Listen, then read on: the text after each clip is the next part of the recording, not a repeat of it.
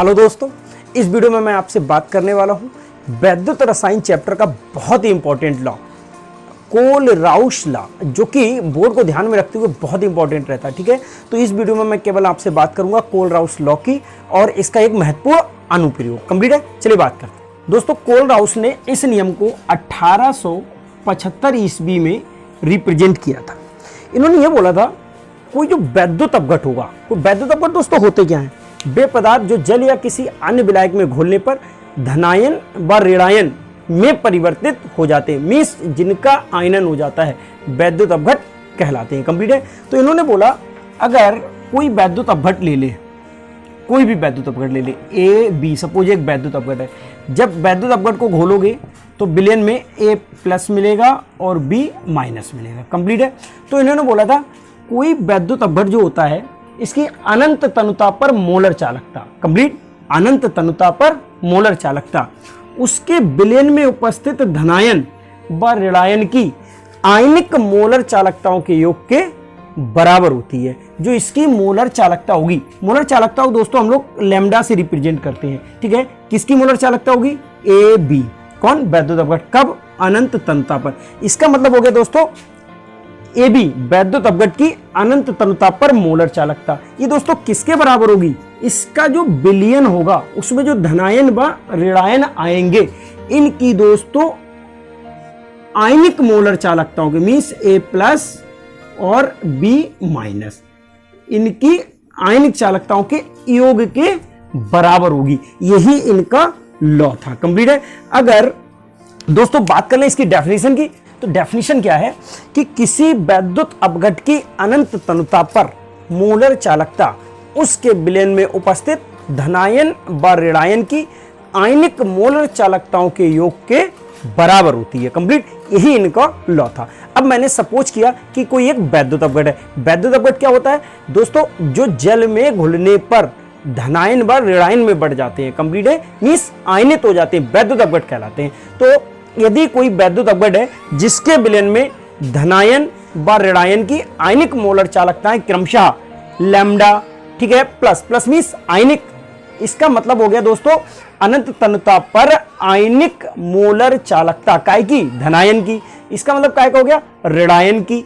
ठीक है, आयनिक मोलर चालकता है। तो अब दोस्तों इनका जो लॉ था कि जो वैद्युत अपघट की जो मोलर चालकता होगी वो उसके विलयन में उपस्थित धनायन व ऋणायन की आयनिक मोलर चालकताओं के योग के बराबर होगी।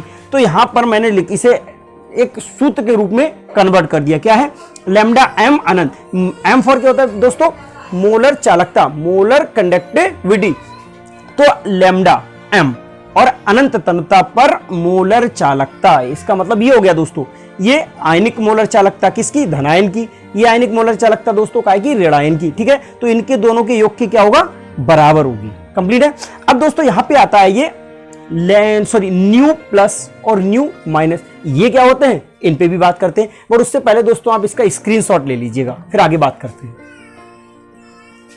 चलिए दोस्तों अब आगे बात करते हैं।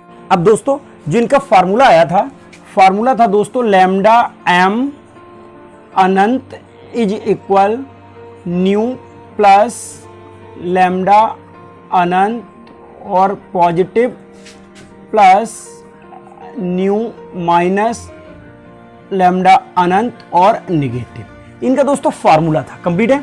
इसमें अगर मैं जहां करके बात करूं, जहां, ठीक है, तो दोस्तों इसे आप जानते हैं ये क्या है? वैद्युत अपघट की अनंत तनुता पर मोलर चालकता। कंप्लीट दोस्तों ये क्या है? इसे आप जानते हैं अच्छे से। ये क्या है? आयनिक मोलर चालकता। कंप्लीट, काय की? धनायन की। ये काय की है? ऋणायन की आयनिक मोलर चालकता। मुझे बात करनी है इसकी, ये न्यू प्लस और न्यू माइनस। तो अगर दोस्तों बात कर लें न्यू प्लस व न्यू माइनस की, तो दोस्तों ये एक संख्या है, धनायन व ऋणायन की संख्या। अभी इसे एक एग्जांपल के द्वारा बहुत अच्छे से समझाने की कोशिश करूंगा। मैं यहां लिख सकता हूं पॉजिटिव व निगेटिव की संख्या। अब दोस्तों एक मैं एग्जांपल ले लेता हूं। सपोज मैंने एग्जांपल लिया NaCl, ये एक वैद्युत अपघट है दोस्तों। जब इसका मैं आयनन करूंगा, जल या किसी अन्य विलायक में घोलूंगा, तो ये मुझे Na प्लस देगा दोस्तों और Cl माइनस देगा। अगर इस वैद्युत अपघट के लिए ये इक्वेशन में अप्लाई करूं तो मुझे क्या प्राप्त होगा दोस्तों? यहां पर मुझे प्राप्त होने वाला है लैम्डा अनंत m मोलर चालकता किसकी है बेटा? NaCl की। तो दोस्तों यहां पे आ जाएगा NaCl इज इक्वल, ठीक है दोस्तों, यहां आ गया लैम्डा अनंत तन्यता हो गई दोस्तों। यहां पर जो प्लस है, प्लस कौन है इसके बाद? Na plus, complete plus. दोस्तों यहां पर जो इसकी वैल्यू आएगी न्यू प्लस, तो दोस्तों यहां पे इसकी संख्या कितनी है? 1, तो 1 आएगी न्यू प्लस की वैल्यू, और दोस्तों 1 लिखी नहीं जाएगी, कंप्लीट। अब आगे बढ़ते हैं, Cl के लिए अगर लिखेंगे लैम्डा अनंत, और क्या आ जाएगा यहाँ पे? Cl माइनस दोस्तों। बट यहाँ पर अगर न्यू माइनस की वैल्यू देखी जाए तो कितनी है? यहाँ पे भी दोस्तों 1 है, 1 है तो नहीं लिखी जाएगी। तो दोस्तों ये तो हो गया सोडियम क्लोराइड की अनंतता पर मोलर चालकता का इक्वेशन।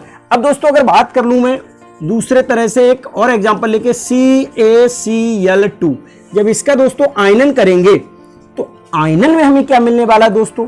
Ca प्लस मिलेगा, डबल प्लस, कंप्लीट है दोस्तों। और Cl माइनस, दोस्तों Cl इसे बैलेंस करना है हमें, कंप्लीट है। Ca कितना है दोस्तों? 1 हो गया। Cl कितना है यहाँ दोस्तों? 2, यहाँ कितना है? 1, तो कितना करना पड़ेगा दोस्तों? इसे 2 करना पड़ेगा, कंप्लीट है। अब दोस्तों अगर इस वैद्युत अपघट के लिए हमें ये अप्लाई करना पड़े तो क्या आएगा? यहां पर मैंने लिया लैम्डा अनंत, कंप्लीट, और क्या ले लिया दोस्तों? CaCl2 इज इक्वल, अब दोस्तों लैम्डा अनंत, दोस्तों यहां पे Na प्लस की जगह यहां क्या आ जाएगा? Ca डबल प्लस और प्लस। दोस्तों यहां पर न्यू प्लस की वैल्यू कितनी होगी? कुछ नहीं है, कितना होगा? 1, तो 1 लिखेंगे नहीं, प्लस। इसके लिए अगर लिखा जाए दोस्तों तो लिखेंगे लैम्डा अनंत Cl माइनस। अब दोस्तों यहां पर जो न्यू माइनस उसकी वैल्यू कितनी आएगी? यहां पर वैल्यू कितनी है दोस्तों? 2, तो कितनी आ जाएगी? 2। अब दोस्तों ये किसके लिए लिख गया? CaCl2 के लिए अनंत तन्यता पर मोलर चालकता का इक्वेशन, कंप्लीट है दोस्तों। तो इस तरह से ये जो न्यू प्लस या न्यू माइनस हुआ करते हैं वो प्लस व निगेटिव की संख्या हुआ करती हैं। तो दोस्तों ये तो आपको कंप्लीट कोल-राउस का लॉ समझ में आ गया होगा। अब बात कर लेते हैं इसके एक महत्वपूर्ण अनुप्रयोग की। चलिए बात करते हैं दोस्तों। अगर अनुप्रयोग की बात करें तो एक प्रबल वैद्युत अपघट होता है, एक दुर्बल वैद्युत अपघट होता है। तो प्रबल वैद्युत अपघट होता है वो 100% आयनित हो जाता है, बट दुर्बल वैद्युत अपघट 100% आयनित नहीं होता है। अब इस नियम की सहायता से हम लोग उस दुर्बल वैद्युत अपघट की अनंत तन्यता पर मोलर चालकता को ज्ञात कर सकते हैं। किसकी हेल्प से? प्रबल वैद्युत अपघट की हेल्प से। तो ये मैंने इसे थ्योरी में भी कन्वर्ट किया है कि इस नियम की सहायता से किसी दुर्बल वैद्युत अपघट की अनंत तन्यता पर मोलर चालकता को आसानी के साथ ज्ञात किया जा सकता है।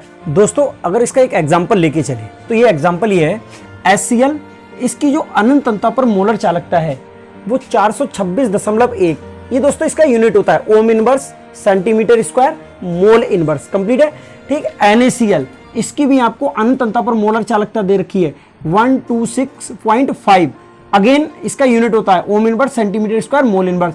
फिर ये सोडियम एसीटेट दे रखा है दोस्तों, इसकी भी अनंत तन्यता पर मोलर चालकता दे रखी है 91 ohm inverse centimetre square mole inverse. अब ये सब के सब दोस्तों HCl, NaCl और सोडियम एसीटेट, ये सब के सब दोस्तों प्रबल वैद्युत अपघट है। अब इन वैद्युत अपघट की हेल्प से हम लोग एक दुर्बल वैद्युत अपघट एसिटिक अम्ल CH3COOH, इसकी अनंत तन्यता पर मोलर चालकता को काउंट कर सकते हैं। कैसे? हमने क्या किया, सबसे पहले HCl लिया, ठीक है, HCl लिया।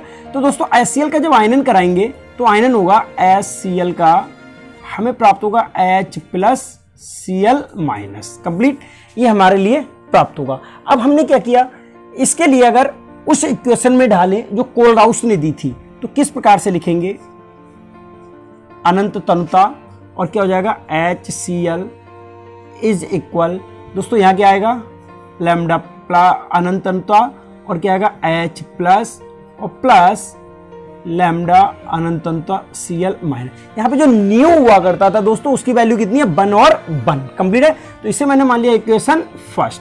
अब ठीक इसी प्रकार से अगर दोस्तों इसके अकॉर्डिंग देखें NaCl, तो NaCl के लिए इक्वेशन क्या बनेगी, लैम्डा अनंतता NaCl इज इक्वल लैम्डा अनंतता Na प्लस प्लस लैम्डा अनंतता क्या बनेगी दोस्तों, Cl माइनस। ये इक्वेशन कौन सी हो गई, सेकंड हो गई दोस्तों।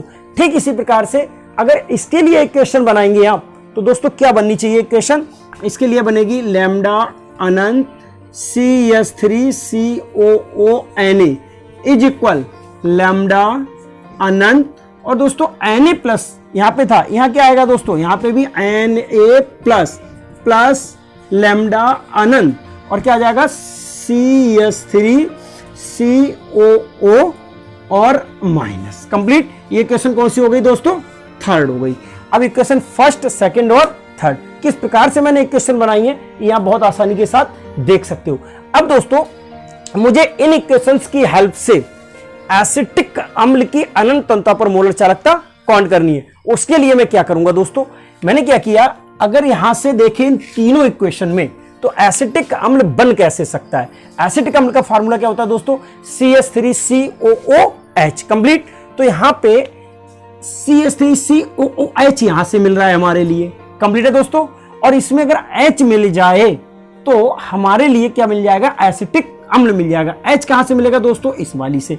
मींस अगर इन दो इक्वेशन को मैं जोड़ दूं, इन दो इक्वेशन को जोड़ दूं, कौन कौन सी, फर्स्ट एंड थर्ड इक्वेशन को ऐड कर दूं, तो इन्हें जोड़ने पर एक तो मिलेगा मुझे एसिटिक अम्ल, क्या मिलेगा, CH3। यहां से देखना दोस्तों ध्यान से, यहां से मुझे मिला है CH3COO माइनस, और यहां से क्या मिलेगा, H प्लस। एक तो ये बन जाएगा दोस्तों, क्या बन जाएगा इससे, एसिटिक अम्ल CH3COOH। इन समीकरण को जब मैं ऐड करूंगा, यहां से दोस्तों एक और क्या मिल जाएगा, NaCl, एक मिल जाएगा NaCl दोस्तों, Na प्लस और Cl माइनस, क्या मिल जाएगा, NaCl। तो दोस्तों ये 2 बिलियन में मुझे प्राप्त हो जाएंगे। अब अगर उस बिलियन से मैं NaCl की अनंतता पर मोलर चालकता को घटा दूं, तो उस बिलियन में शेष क्या बचेगा, एसिटिक अम्ल की मोलर चालकता। कंप्लीट। कैसे, मिस NaCl की कहां है, ये है कौन सी इक्वेशन में, सेकंड में। तो मैं यहां पे एक लाइन लिख सकता हूं दोस्तों, समीकरण कौन कौन से को दोस्तों ऐड करूं मैं, फर्स्ट एंड थर्ड, 1 व 3 को जोड़कर कौन सी घटा दूं दोस्तों, NaCl ऐड होके ज्यादा आ रहा था, तो NaCl कौन सी घटा दूं दोस्तों, सेकंड, जोड़कर 2 को घटाने पर। कंप्लीट है दोस्तों। तो दोस्तों समीकरण 1 व 3 को जोड़कर 2 को घटाने पर मैंने क्या किया, 1 और 3 ये रहे दोस्तों। तो एक कौन सा है आपका, एक है दोस्तों लैम्डा अनंत HCl प्लस, तीसरा कौन सा है, लैम्डा अनंत और CH3COONa। कंप्लीट। और कौन सी घटाएंगे दोस्तों, 2, 1 और 3 को जोड़ लिया, 2 को घटा दो, किसे, लैम्डा अनंत और NaCl इज इक्वल। कंप्लीट है दोस्तों, इज इक्वल। अब इसकी वैल्यू लिखो, कौन सा है पहले, HCl, तो क्या आएगा, लैम्डा अनंत क्या आएगा, H प्लस प्लस दोस्तों क्या आएगा, लैम्डा अनंत Cl माइनस। ये तो एक हो गया, फिर प्लस दूसरे वाले को जोड़ना है इसमें। कंप्लीट है, एक है और ये दूसरा वाला बंदा, दूसरे को तीसरा वाला है, तीसरे को जोड़ना है, कौन है, सोडियम एसीटेट। इसे कैसे करके लिखा जाएगा, लैम्डा अनंत, इसका क्या क्या आया था, CH3COONa। कंप्लीट ये था। तो इसका दोस्तों इधर लिख दूं, उधर दिख नहीं रहा होगा, इधर लिख दिया मैंने यहाँ पे, लैम्डा अनंत एक तो प्राप्त होगा CH3COO माइनस, और प्लस दोस्तों दूसरा जो प्राप्त होगा लैम्डा अनंत Na प्लस।